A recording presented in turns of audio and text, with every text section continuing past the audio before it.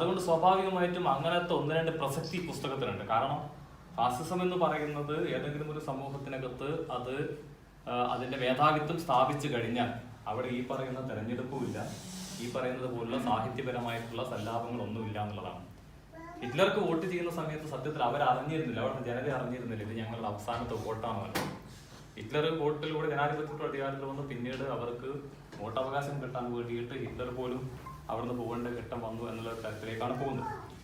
അപ്പൊ ഞാൻ ഈ പുസ്തകമായിട്ട് ബന്ധപ്പെട്ടുള്ള കാര്യങ്ങൾ തന്നെയാണ് പറയുന്നത്. പക്ഷെ ഈ പുസ്തകമായിട്ട് ബന്ധപ്പെട്ട കാര്യങ്ങൾ ആയിരക്കണക്കിന് പുസ്തകങ്ങളിൽ വന്ന കാര്യങ്ങളാണ്, നിങ്ങൾക്ക് പരിചയമുള്ള കാര്യങ്ങളാണ്. അപ്പൊ നേരത്തെ അവതരിപ്പിച്ച ഒരു നോവൽ പോലെ ആ നോവല് മാത്രം ഒതുങ്ങുന്ന ഒരു വിഷയമല്ല എന്നുള്ളത് കൂടി അവകായിട്ട് പറയുകയാണ്. ഇതില് ഫാസിസത്തെ പറ്റിയുള്ള ഒരു പരിശോധന നടത്തുന്ന സമയത്ത് ഈ ഫാസിസം എങ്ങനെയാണ് ലോകത്ത് രൂപപ്പെട്ടത് എന്നുള്ള ഒരു പരിശോധന പ്രധാനപ്പെട്ട രീതിയിൽ നടത്തുന്നുണ്ട്. അതിന് ഏറ്റവും പ്രധാനപ്പെട്ട ഒരു കാരണം ഫാസിസം എന്ന് പറയുന്നത് ലോകത്ത് ശക്തിപ്പെട്ടതും ഫാസിസം എന്ന് തകർക്കപ്പെട്ടതും. അത് രണ്ടും സോവിയറ്റ് യൂണിയൻ എന്ന് പറയുന്ന ഇന്ന് നമുക്ക് ഏറെ പരിചിതമില്ലാത്ത എന്നാൽ വായനക്കാർക്ക് ഏറെ പരിചിതമുള്ള ഒരു സമ്പദ് വ്യവസ്ഥയുമായി ബന്ധപ്പെട്ടുകൊണ്ട് ഒരു സോഷ്യലിസ്റ്റ് വ്യവസ്ഥയുമായി ബന്ധപ്പെട്ടുകൊണ്ട് കൂടി ഇത് കൂട്ടിക്കിടക്കുന്നുണ്ട് എന്നുള്ളതാണ്. കാരണം 1917 സോവിയറ്റ് യൂണിയൻ എന്ന് പറയുന്ന ഒരു രാജ്യം ലോകത്ത് ഒരു സോഷ്യലിസ്റ്റ് വിപ്ലവത്തിലൂടെ ഒരു ലോകത്ത് ഒരു ഇടതുപക്ഷ മേധാവിത്വം ഉണ്ടാക്കുന്നത്. എന്നാൽ 1917 സോവിയറ്റ് യൂണിയൻ ലോകത്തിൽ വരുന്ന ആ ഘട്ടത്തിലാണ് ലോകത്ത് ഫാസിസം എന്ന് പറയുന്ന ഇന്ന് നമ്മൾ നിർവചിക്കുന്ന ഹിറ്റ്ലറുടെയും മുസോളിനിയും നേതൃത്വത്തിലുള്ള ഫാസിസം കടന്നു വരുന്നത് 1919. മുസോളിനിയും 1919 ഫാസിസത്തിന്റെ അതിലേക്ക് വരുന്നത്. അതേപോലെ തന്നെ ഹിറ്റ്ലറും 1919.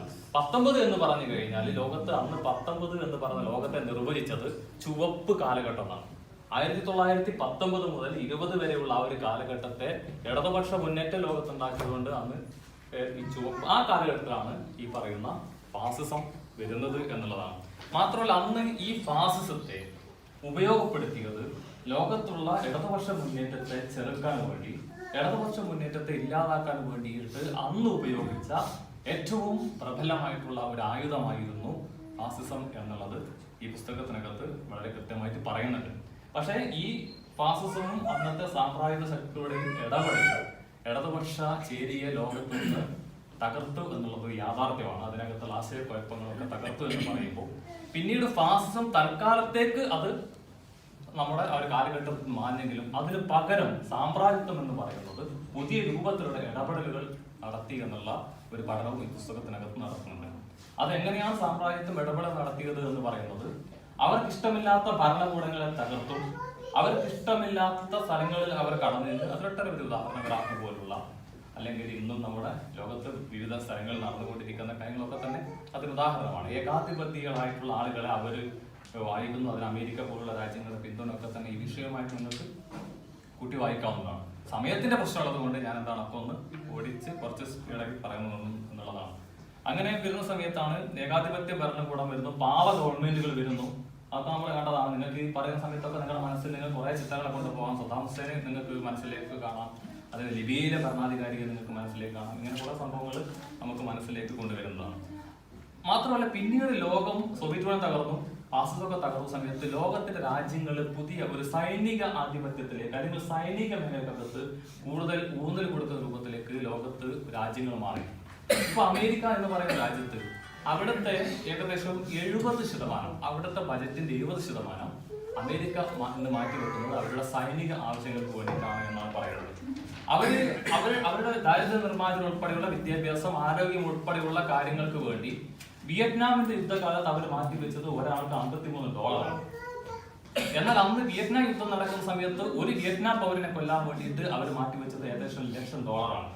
അപ്പൊ എന്ന് പറയുമ്പോൾ $53 ആ രാജ്യത്തെ ദാരിദ്ര്യ നിർമ്മാർജ്ജനത്തിന്, വിദ്യാഭ്യാസത്തിന്, ആരോഗ്യം ഉൾപ്പെടെയുള്ളവർ മാറ്റിവെക്കുമ്പോൾ ഇതിനു വേണ്ടി ഇത്രയും ഒരു സംഭവം മാറ്റിവെച്ചു എന്നുള്ളത് ഒരു പ്രധാനപ്പെട്ട കാര്യമാണ്.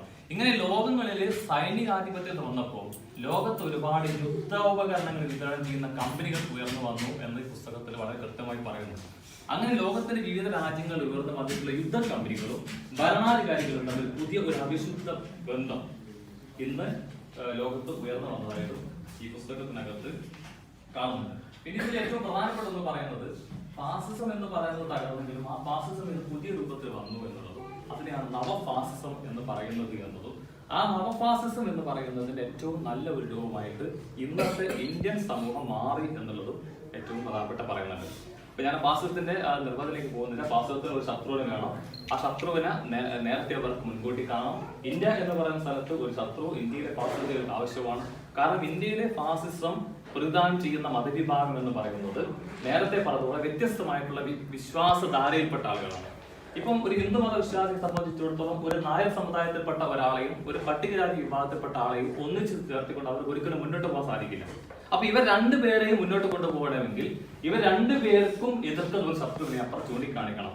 അങ്ങനെ ചൂണ്ടിക്കാണിക്കുന്നിടത്താണ് ഇസ്ലാം എന്ന് പറയുന്ന അല്ലെങ്കിൽ മുസ്ലിം ഒരു ശത്രുവായിട്ട് വരുന്നത്. സത്യത്തിൽ ഇസ്ലാമി എന്ന് പറയുന്ന മുസ്ലിമിനെ അല്ലെങ്കിൽ ക്രിസ്ത്യൻസിനെ അല്ലെങ്കിൽ കമ്മ്യൂണിസ്റ്റുകാരെ ഒരു പൊതു ശത്രുക്കളായി കണ്ടുകൊണ്ടാണ് ഇന്ത്യയിലെ ഫാസിസം പോയിക്കൊണ്ടിരിക്കുന്നത് എന്നുള്ളതാണ് ഇതിനകത്ത് പറയുന്നത്. പിന്നെ ഇതിൽ പറയുന്നത് ഇതിന്റെ ഒരു നുണപ്രചരണം, ഫാസിസത്തിന് ഏറ്റവും ഗീബൽസിയൻ തന്ത്രങ്ങൾ അത് ഏറ്റവും വളരെ കൃത്യമായിട്ട് നമ്മുടെ രാജ്യത്ത് അത് ഉത്പാദിപ്പിക്കുന്നുണ്ട് എന്നുള്ളതാണ്. അതിന് മാധ്യമങ്ങൾ വലിയ പങ്ക് കൊടുക്കുന്നുണ്ട് എന്നുള്ളതാണ്.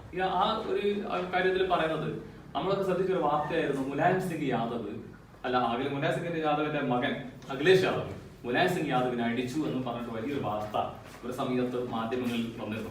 പക്ഷെ പിന്നീട് അതിനെപ്പറ്റി പഠനം നടത്തിയപ്പോൾ ഈ അടിച്ചു എന്ന് പറയുന്ന സമയത്ത് ഇവർ രണ്ടുപേരും 600 കിലോമീറ്ററുകൾ അകലത്തിലായിരുന്നു ഇവർ രണ്ടുപേരും ഉണ്ടായിരുന്നു എന്നുള്ളതാണ് യാഥാർത്ഥ്യം.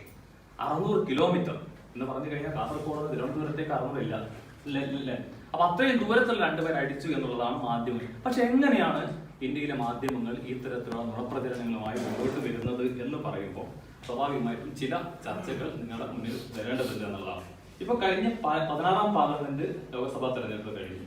നമ്മൾ ഇത്തവണ 17ാം പാർലമെന്റ് ലോക്സഭയിലേക്ക് പോകുമ്പോൾ കഴിഞ്ഞ 16ാം പാർലമെന്റ് സഭയുമായി ബന്ധപ്പെട്ടുകൊണ്ട് നമ്മൾ ഇന്ത്യയിൽ ഏറ്റവും പ്രധാനപ്പെട്ട ഒരു പഠനം നടത്തുകയുണ്ടായി.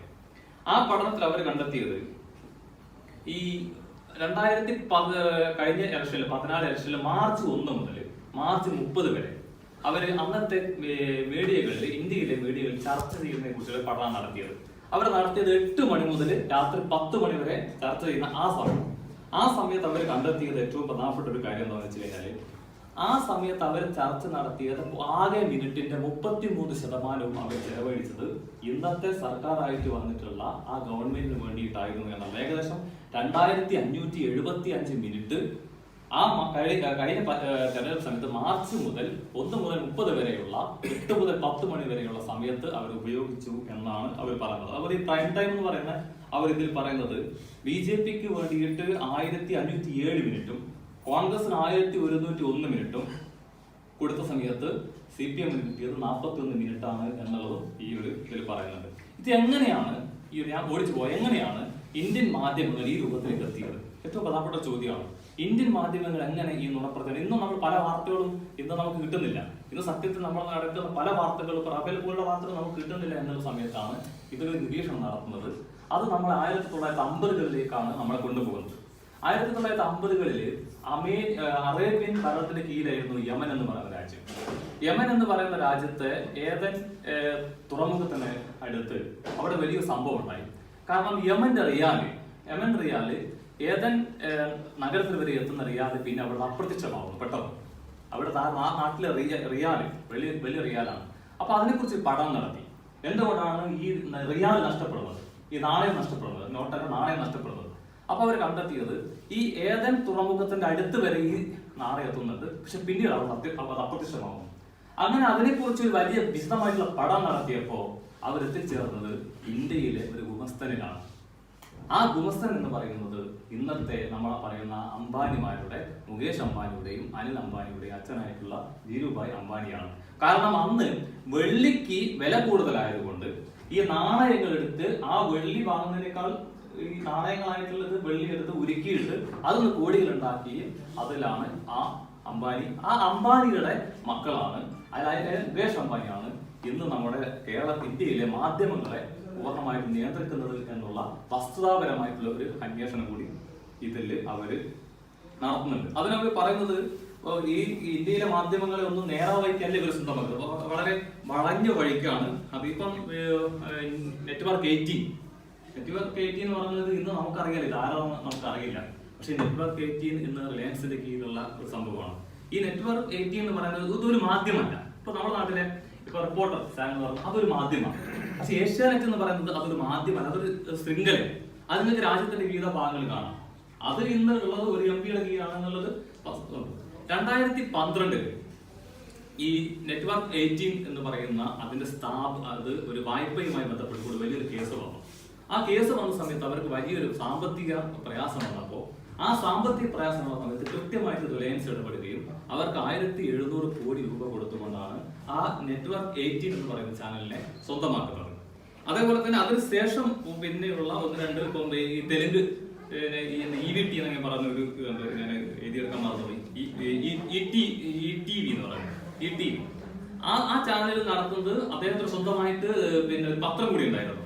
അദ്ദേഹത്തിന് ഒരു ചിട്ടി കമ്പനി ഉണ്ടായിരുന്നു. ആ ചിട്ടി കമ്പനി ഒരു കേസ് വന്നപ്പോൾ അതിന്റെ ജനങ്ങളിൽ നിന്ന് നിക്ഷേപിച്ച പണം തിരിച്ചു കൊടുക്കാൻ പറ്റാത്ത രൂപത്തേക്ക് ഒരു കേസ് വന്നപ്പോഴാണ് അവിടെയാണ് റിലയൻസ് ഇടപെട്ടിട്ട് ആ സംഭവം സ്വന്തമാക്കുന്നത്. അപ്പം ഏകദേശം സമയത്തിന്റെ പ്രശ്നം ഒക്കെ ആണ്. അപ്പം എന്തായി കഴിഞ്ഞാലും പിന്നെ ഇതിൽ ചരിത്ര നിർമ്മിതിയെ പറ്റി ഒന്ന് പറയുന്നുണ്ട്. ഇപ്പൊ നാം കേൾക്കുന്ന കുറെ ചരിത്രമുണ്ട്. പക്ഷെ ഈ ചരിത്രങ്ങളെല്ലാം നമ്മുടെ നാട്ടിനകത്ത് തിരിച്ചെഴുതിക്കൊണ്ടിരിക്കുകയാണ് എന്നുള്ളതും അതേ സ്ഥാനത്ത് യാഥാർത്ഥ്യങ്ങളായിട്ടുള്ള ചില ചരിത്രങ്ങൾ നമുക്കതില്ല എന്നുള്ളതാണ്. ഇപ്പൊ ഈ അടുത്ത കാലത്താണ് ഇന്ത്യൻ പ്രധാനമന്ത്രി പറഞ്ഞത് ഇന്ത്യയുടെ ഏറ്റവും പ്രധാനപ്പെട്ട മഹാത്മാഗാന്ധിയുടെ വധവുമായി ബന്ധപ്പെട്ടുകൊണ്ട് അന്നത്തെ ഗവൺമെന്റ് ഒരു ഏറ്റവും പ്രധാനപ്പെട്ട സംഘടന നിരോധിക്കുകയുണ്ടായി. സംഘടനയുടെ പേര് ഞാൻ പറയുന്നില്ല. ആ സംഘടന നിരോധിക്കാൻ വേണ്ടിയിട്ട് കേന്ദ്ര മന്ത്രിസഭ തീരുമാനിച്ച മിനിറ്റ്സ്, അതിന്റെ രേഖകളും ഇന്ന് നമ്മുടെ രാജ്യത്തില്ല. അത് നഷ്ടപ്പെട്ടു പോയി എന്നാണ് ഈ അടുത്ത കാലത്ത് പറഞ്ഞത്. അപ്പൊ സ്വാഭാവികമായിട്ടും നിങ്ങൾക്ക് ഈ പുസ്തകത്തെ കുറിച്ച് വിയോജിപ്പ് സംഭവം എല്ലാം ഉണ്ട് എന്ന് എനിക്കറിയാം. എങ്കിലും ഈ പുസ്തകം വായിക്കാൻ വേണ്ടിയിട്ട് ഞാൻ നിങ്ങളോട് അഭ്യർത്ഥിക്കുകയാണ്. കാരണം നമ്മുടെ രാജ്യം ഇന്ന് കടന്നു പോകുന്നത് എന്താ പറയാ, നമുക്ക് ഒരു വലിയ പരീക്ഷണ കാലഘട്ടങ്ങളിലൂടെയാണ്. എത്ര നാൾ നമുക്ക് ഇനി ഇങ്ങനെ ഇരിക്കാൻ കഴിയും? എത്ര നാൾ നമുക്ക് ഇങ്ങനെ സാഹിത്യത്തെക്കുറിച്ചും കലയെക്കുറിച്ചും ജനാധിപത്യത്തെക്കുറിച്ചും സ്വാതന്ത്ര്യത്തെക്കുറിച്ചും എല്ലാം സംവദിക്കാൻ കഴിയും എന്നുള്ള വലിയൊരു ചോദ്യം നമ്മുടെ തലക്ക് മുകളിലുണ്ട്. അതിന് ഈ ചർച്ച മുന്നോട്ട് കൊണ്ടുപോകട്ടെ എന്ന് മാത്രം പറഞ്ഞുകൊണ്ട് ഈ പുസ്തകം